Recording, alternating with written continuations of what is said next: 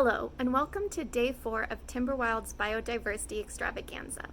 In the last video, I suggested that you go to the hardware store to buy 2 pots and a saucer. However, in retrospect, in order to get the cumulative project going, I think you need an extra day and a list of everything you need, as well as locations where to buy those things before we actually get started. So in this video, I'm going to explain the thinking process behind what plants to choose, as well as a couple of tips and tricks for when you're at the garden center picking plants. In the next video, we're going to talk about the benefits of compost, and then on the next video, we're going to actually get started on making our Oyas and our pollinator garden in a pot. So let's get started talking about what kind of plants you're going to be looking for. When container gardening, there's a basic rule called thrill, fill, and spill in order to make your container look beautiful. Here you can see flame acanthus, Salvia greggi, pink skullcap, purple coneflower, and I couldn't resist getting a milkweed. In our pollinator in a pot, our thrill plants are all plants that are going to be attracting pollinators, and that will be quite thrilling to see. These plants have been chosen because they will attract either hummingbirds, butterflies, bumblebees, honeybees, native bees, or all three. Fill plants are exactly what they sound like. They're filler plants that you put in your pot in order to remove bare soil spaces and make the overall look more attractive. The fillers that I have purchased are woolly stomodia, calophis, inland sea oats, and mullygrass. In our pollinator in a pot garden, these fillers are going to serve some extra purposes beyond just filling the space. Calaphis and the woolly blue stems are actually going to provide nectar and flowers as well, and our inland sea oats and mullygrass will provide showy foliage as well as a place for butterflies to roost when it's windy. Spill plants are exactly what they sound like. They're plants that are going to spill over the edge of the pot, creating visual interest.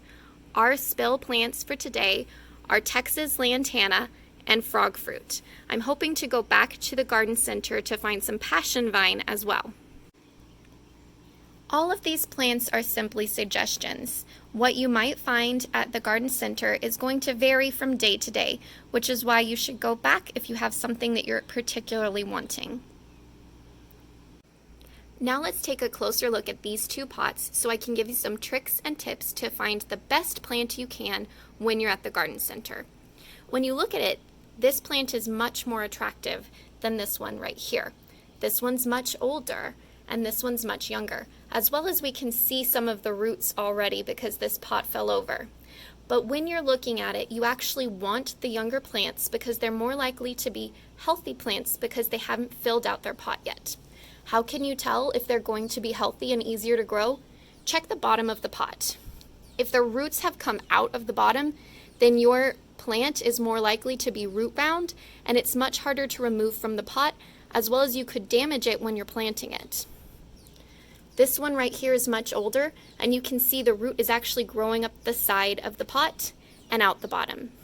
Now, if your heart is absolutely set on buying something that already has flowers on it, I know mine often is, what you need to do is cut the pot from edge to edge so that you can rip the pot off of the plant rather than rip the roots when you're depotting it. Another thing that you should keep in mind when you are purchasing at the garden center is that you want to buy young plants simply because of price. This flame acanthus is also sold in large pots like this one. However, I can get it for $2.99 versus $7.99. Now, I couldn't resist buying this milkweed because it was the last native milkweed in stock, so I went ahead and splurged and spent more money. But you can easily create your entire container garden using these $2.99 plants. The last thing you need to do when you're considering which plants to buy is consider whether or not the plant varieties that you're going to be putting in your pollinator in a pot garden have the same soil requirements. On the list that I've written for you, which is in the description, every single plant is functional from full sun to part shade, and they all want well-drained soil. So feel free to mix and match based off of what's available. Now that you're familiar with the types of plants we're going to be using in our pollinator in a pot garden, it's time to consider the pots that we'll be using. There are 3 options that are commonly found at home improvement stores: glazed, plastic, and terracotta. Each has its benefits and drawbacks. Glazed options are attractive and hold water very well. However, as you can see in this option, there's no drainage, which will cause standing water and root rot. If you're going to buy glazed, which is most expensive, make sure that there's at least 1 hole in the pot. Plastic is very cost effective, and this plastic one has really good drainage holes. You're going to want to put newspaper or landscaping fabric in the bottom so that the soil doesn't flow out when the water does. Plastic also has a fair amount of water retention compared to other options, but it does break down in the sun over time. Terracotta pots are unglazed, which makes them a porous material. This means that evaporation will happen out the side as well as the bottom and the top. So when you're using these, you might need to water a little bit more than if you use the other 2 options. Now that you're familiar with your plant and planter options, I have recommendations on where to go to purchase. For your plants, your soil, and your compost, I recommend you go specifically to a garden center as opposed to a home improvement store.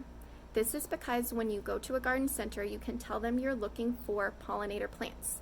The experts at the garden center will steer you clear of any plants that have been treated with pesticides.